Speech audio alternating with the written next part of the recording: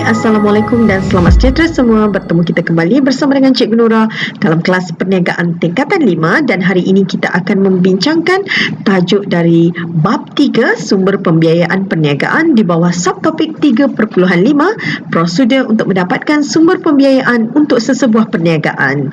Topik ini ada pada muka surat 78 hingga muka surat 84 dalam buku teks perniagaan tingkatan 5. Jom belajar. Pada akhir pembelajaran, dijangka murid akan dapat menyenaraikan prosedur untuk mendapatkan sumber pembiayaan dan menghuraikan setiap langkah bagi prosedur permohonan pembiayaan. Kriteria kejayaan, murid dapat menjelaskan faktor kegagalan sekiranya sesebuah perniagaan itu gagal untuk mendapatkan sumber pembiayaan luaran. Murid-murid masih ingat lagi ada berapa jenis sumber pembiayaan luaran? Ya, ada 2 jenis sumber pembiayaan luaran, iaitu yang pertama daripada bank dan institusi kewangan dan juga yang kedua daripada agensi kerajaan. Jadi ini adalah 4 prosedur am. Ingat ya, 4 prosedur am untuk mendapatkan sumber pembiayaan bagi sesebuah perniagaan. Yang pertama ialah menyediakan rancangan perniagaan. Yang kedua ialah mendapatkan khidmat nasihat kewangan. Yang ketiga, kita buat permohonan, dan langkah yang keempat, pembiayaan diluluskan. Macam mana nak ingat 4 prosedur am ini? Ingat perkataan kata kuncinya, cikgu dah senaraikan di sini 4 perkataan penting prosedur am untuk mendapatkan sumber pembiayaan, iaitu yang pertama rancangan, yang kedua ialah nasihat, yang ketiga ialah permohonan, dan yang keempat diluluskan. Jadi kita ingat rancangan, nasihat, permohonan, diluluskan. 4 prosedur am untuk mendapatkan sumber pembiayaan sesebuah perniagaan.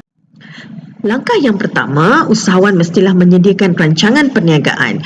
Usahawan mesti menyediakan rancangan perniagaan sebagai plan untuk mendapatkan pembiayaan. Apa itu yang dikatakan sebagai rancangan perniagaan? Rancangan perniagaan ataupun ringkasnya iaitu RP ialah dokumen yang menerangkan secara terperinci berkenaan tentang selok-belok perniagaan termasuk keperluan modal, rancangan pentadbiran, pemasaran, operasi, jualan dan sebagainya bagi perniagaan tersebut. Rancangan perniagaan ini ataupun disebut sebagai RP ini sangat penting sebenarnya dalam usaha untuk mendapatkan pinjaman daripada institusi kewangan. Ialah kenapa pentingnya RP ini?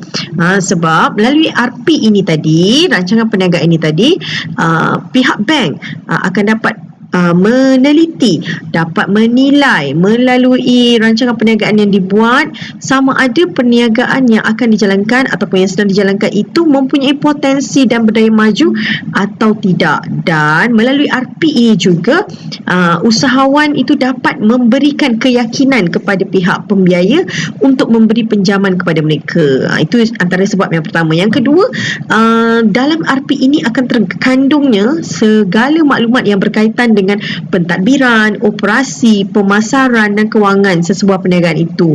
Maka ini akan memudahkan pihak pembiaya iaitu pihak bank ataupun agensi kerajaan untuk menilai dan melihat secara terperinci rancangan perniagaan tersebut. Dan kepada usahawan itu sendiri sebenarnya RP ini sangat penting sebagai garis panduan, rujukan kepada perniagaan, kepada usahawan itu sendiri untuk menguruskan perniagaannya. Sebab tu dikatakan sebagai rancangan perniagaan ini sebagai plan untuk mendapatkan pembiayaan. Seterusnya, prosedur am yang kedua ialah usahawan itu perlu mendapatkan khidmat nasihat kewangan. Khidmat nasihat kewangan ini boleh didapati daripada pihak bank ataupun agensi kerajaan yang dipilih dengan cara mematuhi segala prosedur dan syarat am yang ditetapkan. Bermaksud usahawan dia perlu mendapatkan khidmat nasihat daripada bank ataupun agensi kerajaan yang berkaitan dengan kelayakan, yang kedua had pembiayaan dia, berapa banyak dia boleh buat pinjaman dalam tempoh tertentu. Yang ketiga, dia kena tanyalah tentang cagaran, apa cagaran yang diperlukan oleh pihak pembiaya daripada usahawan yang nak membuat pinjaman itu. Yang keempat, margin pembiayaan berkaitan dengan kadar faedah yang dikenakan oleh pihak pembiaya kepada usahawan berdasarkan berapa yang dia nak pinjam tu, berapa berapa kadar faedah yang dikenakan, berapa bunga yang dikena. Yang kelima, kaedah bayaran balik. Mungkin dia boleh tanya tentang berdasarkan pinjaman yang dia akan buat tu, berapa bayaran ansuran yang perlu dia bayar, kemudian berapa lama, dan bagaimana cara pembayaran dibuat. Okey, itu prosedur yang kedua, iaitu mendapatkan khidmat nasihat kewangan. Seterusnya, prosedur yang ketiga ialah membuat permohonan. Pada masa ini, usahawan hendaklah memohon pembiayaan daripada institusi ataupun agensi kerajaan yang dipilih dengan mematuhi segala prosedur dan syarat am. Bermaksud pada masa ni, usahawan mestilah dah mengisi borang permohonan pembiayaan dan lampirkan segala dokumen yang diperlukan. Contohnya, salinan kad pengenalan, salinan lesen perniagaan dan dokumen-dokumen yang diminta, yang diperlukan oleh pihak bank ataupun institusi kewangan ataupun agensi kerajaan yang kita nak mohon tu. Jadi kita isi borang permohonan dan kita patuhi segala prosedur dan syarat am. Ini ialah prosedur yang ketiga. Dan prosedur yang keempat, iaitu yang terakhir, pembiayaan diluluskan. Pada masa ini, usahawan akan menerima surat pemberitahuan daripada sumber pembiayaan tentang kelulusan permohonan. Setelah kita dah lengkapkan borang permohonan, dah hantar dokumen yang diperlukan, maka usahawan perlu menunggulah surat pemberitahuan kelulusan daripada pihak pembiayaan. Kalau lulus, maka usahawan tu akan dipanggil untuk tanda tangan kontrak dan akan menerima bantuan, dapat duit untuk memulakan perniagaan tu tadi. Tapi kalau tak berjaya, terpulang kepada usahawan tu tadi, sama ada usahawan tu nak buat permohonan yang baru dan sebagainya.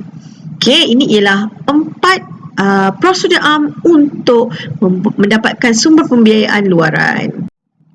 Seterusnya, mari kita lihat contoh prosedur permohonan dari bank atau institusi kewangan, dan contoh ini ialah contoh permohonan dengan Agrobank. Ini kita panggil carta alih. Nanti awak buat rancangan perniagaan, awak kena tahu juga tentang carta alih ni. Kita mula dari sini, kemudian kita menyediakan rancangan perniagaan. Bagaimana nak sediakan rancangan perniagaan?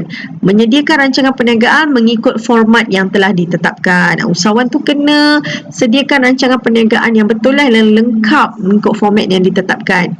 Kemudian usahawan perlu mendapatkan khidmat nasihat daripada pegawai bank. Ini langkah kedua. Apa nasihat yang diperlukan oleh usahawan daripada pegawai bank ni? Perkara yang perlu dibincangkan ialah tentang jenis pembiayaan, jumlah pembiayaan dan dokumen yang diperlukan oleh bank. Maka usahawan ni perlu sediakanlah segala dokumen yang diperlukan oleh pihak bank. Kemudian langkah ketiga, usahawan tu menyediakan dokumen yang lengkap. Secara amnya, dokumen yang diperlukan biasanya ialah salinan kad pengenalan, rekod jualan dan pembelian perniagaan dan juga lesen perniagaan dan dokumen-dokumen lain yang ditetapkan oleh pihak bank. Kemudian dah siap semua dokumen, dah isi semua borang permohonan, maka usahawan tu perlu menghantar permohonan kepada pihak bank untuk diproses. Maka pihak bank pula akan mempertimbangkan permohonan yang dibuat oleh usahawan tu tadi. Jika lulus, kalau berlaku kelulusan di sini, maka usahawan itu akan memperoleh surat kelulusan pembiayaan dari Agrobank, dan kemudian usahawan itu akan dipanggil untuk menandatangani kontrak dengan Agrobank, dan akhirnya tamatlah sebab masa ni kita dah dapat duit, usahawan tu dah boleh mulakan perniagaan dia. Tetapi sekiranya permohonan yang dipertimbangkan oleh pihak bank tidak lulus, maka berakhir di sini, tamat, dan terpulanglah pada usahawan tu sama ada nak buat permohonan baru ataupun cara-cara lain dan sebagainya. Baik, ini pula ialah contoh prosedur permohonan daripada agensi kerajaan. Kalau kita buat pinjaman dengan usahawan tu buat pinjaman dengan MARA. Ini contoh MARA itu ialah Majlis Amanah Rakyat. Mula, kemudian menyediakan dokumen yang diperlukan. Usahawan perlu sediakan dokumen secara amnya seperti salinan kad pengenalan, gambar berukuran pasport, kemudian salinan pendaftaran perniagaan, salinan lesen pihak berkuasa tempatan, gambar lokasi perniagaan usahawan itu di mana, salinan perjanjian sewa premis perniagaan jika usahawan itu menyewa premis, salinan bil utiliti, salinan sijil ataupun diploma ijazah yang telah ditetapkan. Kemudian usahawan perlu merujuk khidmat nasihat daripada MARA. Apa nasihat yang perlu dibincangkan, yang perlu diminta daripada pegawai MARA? Usahawan tu perlu bincangkan dengan pegawai MARA tentang syarat permohonan, jumlah dan tempoh pembiayaan dan juga jenis dokumen yang diperlukan oleh MARA.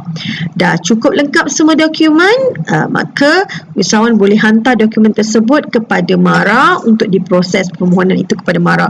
MARA pun memproses permohonan, dan jika lulus maka usahawan itu akan memperoleh surat kelulusan permohonan dan dipanggil untuk menandatangani kontrak pinjaman dengan MARA, dan berakhir di situ dah dapat duit. Okey, tetapi jika MARA memproses permohonan dan tidak lulus, maka tamat di sini. Baik, ini ialah contoh borang permohonan pembiayaan yang kita nak dapat daripada MARA. Ada dalam buku teks, boleh rujuk. Murid-murid, mari kita lihat contoh soalan berkaitan dengan topik ini. Contoh soalannya, rajah menunjukkan prosedur untuk mendapatkan sumber pembiayaan daripada Agrobank. Kemudian rajahnya menunjukkan menyediakan rancangan perniagaan, kemudian X membuat permohonan dan kemudian pembiayaan diluluskan. Apakah X? Jawapan A, membayar yuran yang sewajarnya. B, menyediakan aset tetap sebagai cagaran. C, berunding dengan pakar runding mendapatkan khidmat nasihat. Ataupun D, menyemak jenis keperluan perniagaan yang diperlukan oleh usahawan. Cuba murid-murid fikir, apa jawapannya? Ya, jawapan yang betul ialah C, berunding dengan pakar runding untuk mendapatkan khidmat nasihat. Pandai murid-murid. Sekian dulu untuk kali ini. Diharapkan murid-murid telah memahami topik yang telah kita pelajari sebentar tadi. Teruskan belajar. Selamat maju jaya. Terima kasih kerana telah menonton sehingga selesai. Jumpa lagi pada pembelajaran akan datang.